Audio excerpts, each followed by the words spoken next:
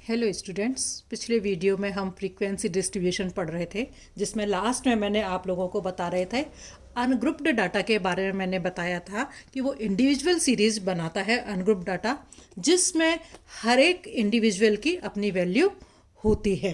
ठीक है, आज मैं आप लोगों को बताऊंगी कि ग्रुप्ड डाटा किस तरह से बनाते हैं, डिस्क्रीट फ्रीक्वेंसी डिस्ट्रीब्यूशन किस तरीके से होता है। तो जो वैल्यूज़ हमें दी जाती हैं उनके हम क्या करते हैं, अलग अलग खंड बना लेते हैं उनकी फ्रीक्वेंसी डिस्ट्रीब्यूशन के आधार पर। तो ये जो हम बनाते हैं फ्रीक्वेंसी डिस्ट्रीब्यूशन के आधार पर, इसको ही हम खंडित बारंबारता बंटन या डिस्क्रीट और डिसकंटिन्यूअस फ्रीक्वेंसी डिस्ट्रीब्यूशन इसको हम कहते हैं। तो इस प्रकार के फ्रीक्वेंसी डिस्ट्रीब्यूशन में पहले आइटम के जो वैल्यूज़ होती हैं उनको हम क्रमबद्ध करके कर लेते हैं, या तो असेंडिंग ऑर्डर में या फिर डिसेंडिंग ऑर्डर में हम उनको क्रमबद्ध कर लेते हैं। ठीक है, और उनकी जो फ्रीक्वेंसी है और इसके बाद में इनकी जो फ्रीक्वेंसी होती है उनको हम डाटा के सामने लिख देते हैं। तो ये जो डिस्क्रीट सीरीज, इसको हम क्या कहते हैं, डिस्क्रीट फ्रीक्वेंसी इसको हम कहते हैं। ठीक है, नाउ जो सीरीज है वो हमें दो तरीके की सीरीज जो है इसके अंदर पढ़नी है, जिसमें हम पढ़ेंगे कंटिन्यूअस सीरीज और डिस्क्रीट सीरीज के बारे में हम लोग पढ़ेंगे। ठीक है, तो डिस्क्रीट सीरीज और कंटिन्यूअस सीरीज के बारे में हम लोग यहाँ पर पढ़ेंगे। तो इस तरह से यदि हम देखें तो कोई भी जो डाटाज हमें दिए गए हैं उनमें सीरीज तीन तरह की हो जाती है। एक तो डिस्क्रीट सीरीज, ये जो कि ग्रुप्ड डाटा के अंदर आती है, और एक है इंडिविजुअल सीरीज जो कि किसके अंदर आती है, अनग्रुप्ड डाटा के अंदर आती है। अनग्रुप्ड डाटा के अंदर जब हम बनाते हैं डिस्ट्रीब्यूशन करते हैं तो अनग्रुप्ड डाटा के अंदर ये आती है। तो आज मैं आप लोगों को पहले बताऊंगी कि जो डिस्क्रीट सीरीज होती हैं वो क्या होती हैं। ठीक है, नाउ जो डिस्क्रीट सीरीज होती हैं उनके मान पूर्णांकों में प्रदर्शित किए जाते हैं, होल नंबर्स में अपन उनको शो करते हैं। सबसे खास बात होती है डिस्क्रीट सीरीज की, ये होल नंबर्स में ऐसे होते हैं और ऐसे मानों के मध्य का एक निश्चित अंतर होता है, उसको हम डिस्क्रीट वेरिएबल्स कहते हैं। तो खास बात दो हो गई, एक तो होल नंबर्स में आएंगे और उन मानों का जो डिफरेंस होता है होल नंबर्स में है क्योंकि, तो वो हमेशा एक निश्चित अंतर होता है, और इस तरह के वेरिएबल्स को हम डिस्क्रीट वेरिएबल्स जो है हम कहते हैं। फॉर एग्जाम्पल, जैसे कक्षा में विद्यार्थियों की संख्या है, मशीनों की संख्या है, कुर्सियों की संख्या है, टेबल की संख्या है, फूलों की संख्या है, ये सब कैसे होते हैं, डिस्क्रीट वेरिएबल्स होते हैं, और इनके द्वारा जो सीरीज बनती है उनको हम डिस्क्रीट सीरीज कहते हैं। तो इसी तरह से जो कंटिन्यूअस सीरीज है, वे मान जो पूर्णांकों के अतिरिक्त दशमलव में भी प्रदर्शित किए जा सकते हैं, अथवा स्वयं में हर संभव या जिनके फ्रैक्शनल वैल्यूज को भी समाये रखने की क्षमता होती है, उसको हम कंटिन्यूअस वेरिएबल्स कहते हैं। यहाँ जो काउंटिंग की जाती है, उनमें जो आंकड़े के एकत्र किए जाते हैं वो लंबाई में वो दशमलव में भी हो सकते हैं।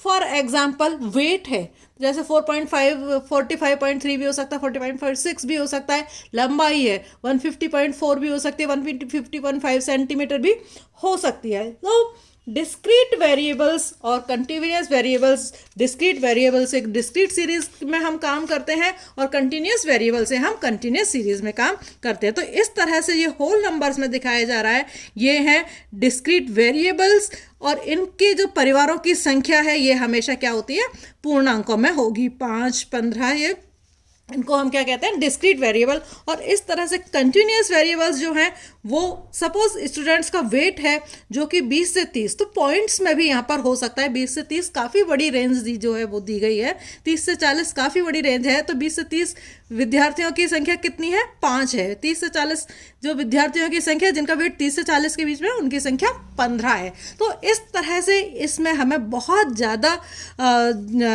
जो है दशमलव के अंकों तक भी हम इसमें जान सकते हैं। तो ये डिस्क्रीट वेरिएबल्स जो हैं वो होते हैं। नाउ जो सीरीज जो तैयार डिस्क्रीट वेरिएबल्स जो हैं उनको हम फ्रीक्वेंसी के आधार पर हम डिस्क्रीट सीरीज और कंटिन्यूस सीरीज जो है उनको हम देखते हैं। लेकिन उससे पहले मैं आप लोगों को बताऊंगी कि मैंने आप लोगों को जब चैप्टर शुरू किया था तब मैंने बताया था कि कैसे फॉर्मेशन करते हैं कंटिन्यूस फ्रीक्वेंसी टेबल के लिए, हमें कौन कौन सी चीज़ों की ज़रूरत होती है कंटिन्यूस सीरीज़ की कंटिन्यूस टेबल के लिए। तो हमें क्या पता होना चाहिए पहले कि class of interval, number of class कितनी है, नंबर ऑफ क्लास कितनी है, नंबर ऑफ क्लास के अलावा क्लास इंटरवल कितना है, क्लास इंटरवल कितना है, एंड उसके अलावा हमें मिड वैल्यूज़ जो हैं उनके बारे में भी जानकारी होनी चाहिए। तब हम क्या कर सकते हैं, वो जो कंटिन्यूस सीरीज़ है उसका हम निर्माण कर सकते हैं। तो कंटिन्यूस सीरीज़ में नंबर ऑफ क्लास ज्ञात करने के लिए एक सीरीज़ एक फॉर्मूला दिया है, स्टर्जिस फॉर्मूला जिसको हम कहते हैं, स्टर्जिस फॉर्मूला हम जिसको कहते हैं, जिसमें n is equals to c is equals to 1 plus 3.32 log n। यहाँ पर जो c है वो है क्या है, नंबर ऑफ क्लास, वर्गों की संख्या, ठीक है। ये फॉर्मूला है, वर्गों की संख्या है 1 प्लस 3.32 log n। यहाँ पर log n की वैल्यू जो है हमको लॉग टेबल से मिलेगी। फॉर एग्जाम्पल सपोज हमारे पास में log n का मतलब है, n मतलब क्या है यहाँ पर, नंबर ऑफ ऑब्जर्वेशन, कितने डाटाज जो हैं हमारे पास में यहाँ पर हैं। Suppose c plus 1 plus 3.32 and log n number of observation suppose हमारे पास में 1000 है, ठीक है, 1000 है। तो स्टर्जिस लॉ के अकॉर्डिंग जो होगा c is equals to 1 plus 3.32 log n की जगह पर हम क्या लिखेंगे, इंटू 1000, ठीक है। तो c is equals to 1000 log n की जो वैल्यू होती है वो क्या होती है लॉग टेबल के अकॉर्डिंग, वो 3 होती है। 3.32 इंटू 1000 की वैल्यू कितनी है, 3। तो c इज इक्वल्स टू क्या हो जाएगा, 1 प्लस 3 6 9, ठीक है, 9.96 वैल्यू आ जाएगी। तो c इज इक्वल्स टू 10.66 जो है वो आ जाएगा। तो अप्रॉक्स जो वर्ग बना सकते हैं हम, कितने बना सकते हैं, 10, क्योंकि 50 से ज़्यादा है तो अप्रॉक्स नंबर ऑफ क्लासेस यहाँ पर कितनी हो जाएंगी, 11 यहाँ पर हो जाती हैं। तो किसी भी सीरीज़ में हमको अपर लिमिट भी दी जाती है और लोअर लिमिट जो है वो भी हमें दी जाती है, ठीक है। तो इसके द्वारा हमें, जब हमें किसी भी सीरीज़ की अपर लिमिट भी दी जाती है और लोअर लिमिट भी याद कर पता होती है, तो इस तरह से हम उसका क्लास इंटरवल जो है इनके द्वारा हम निकाल सकते हैं। सब हमारे पास में अपर लिमिट और लोअर लिमिट्स जो हैं तो उनके मैग्नीट्यूड्स जो हैं, सपोज हमारे पास में जो फॉर एग्ज़ाम्पल जो स्टूडेंट्स हैं उनका जो वेट है, मिनिमम वेट 50 है और मैक्सिमम वेट कितना है, 100 है, ठीक है। तो मिनिमम अपर लिमिट कितनी हो गई, 100 और लोअर लिमिट कितनी हो गई, 50। तो हम क्लास इंटरवल कैसे निकाल सकते हैं, class interval is equals to maximum value minus minimum value upon divided by number of class.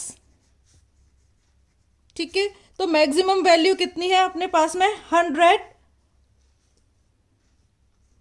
Minus minimum value कितनी है 50, और सपोज नंबर ऑफ क्लास है हमारे पास में 10।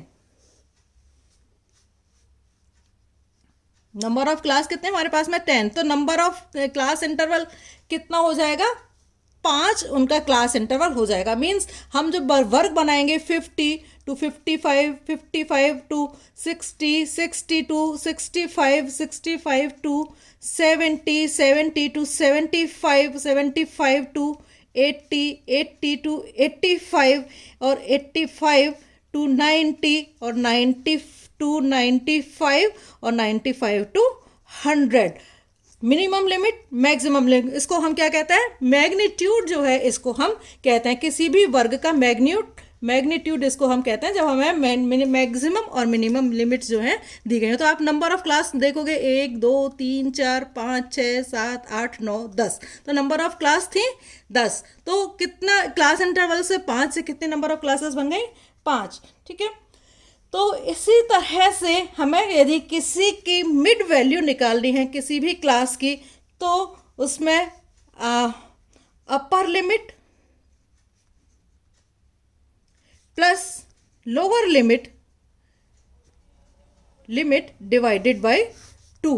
तो सपोज किसी क्लास की जो अपर लिमिट है, अपर लिमिट सपोज हम यहाँ पर देख रहे हैं 50 और 55, 55 और 60, 60 और 65। ये 50 क्या है यहाँ पर लोअर लिमिट है, और अपर लिमिट कौन सी है 55।